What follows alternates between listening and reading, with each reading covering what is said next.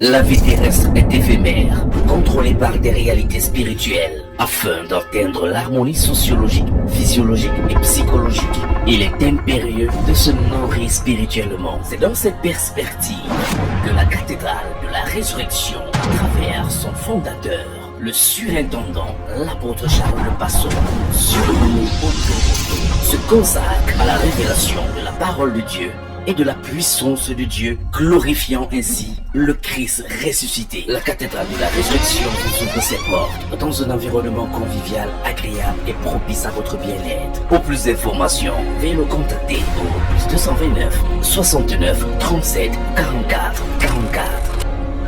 Le plus haut niveau du combat spirituel, c'est le combat spirituel de ton cœur. Tu as accepté Jésus, mais Satan n'est pas prêt à te laisser partir. Satan va tout te proposer. Satan va tout te donner. Satan va tout faire pour que dans ton cœur, tu ne t'accroches pas à Dieu. Et Satan sait que tout autre combat n'est pas important tant que ton cœur n'est pas à Dieu. Tout autre combat que tu vois, c'est pour éloigner ton cœur de Dieu. Satan n'a rien à faire avec ton mariage. Satan n'a rien à faire avec ton argent. Satan n'a rien à faire avec ta santé. Mais s'il peut toucher ta santé et tu oublies Dieu, il va utiliser ta santé pour te faire oublier Dieu. Véritable combat spirituel, c'est notre capacité à nous aligner avec Dieu dans tout ce que nous faisons. La guerre de l'esprit, c'est la guerre de l'alignement. La guerre de l'esprit, c'est la guerre du camp que tu choisis. La guerre de l'esprit, c'est la guerre du camp que tu représentes. Écoute-moi, tu vas comprendre ce matin l'importance des décisions que tu prends. Chaque décision que tu prends a un impact direct sur ta destinée. Et les chrétiens prennent des décisions à la légère. Ils font des choses à la légère. 15 ans après, leur vie ne change pas.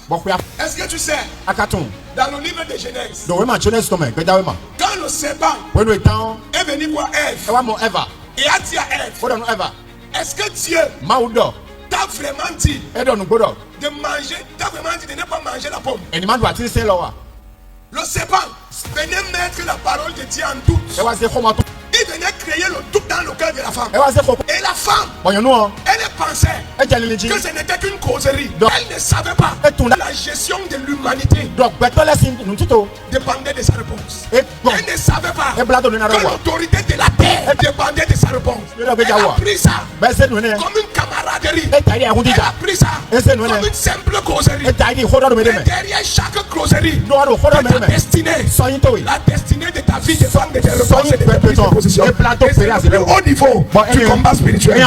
C'est que tu es aujourd'hui. C'est les décisions que tu as priées.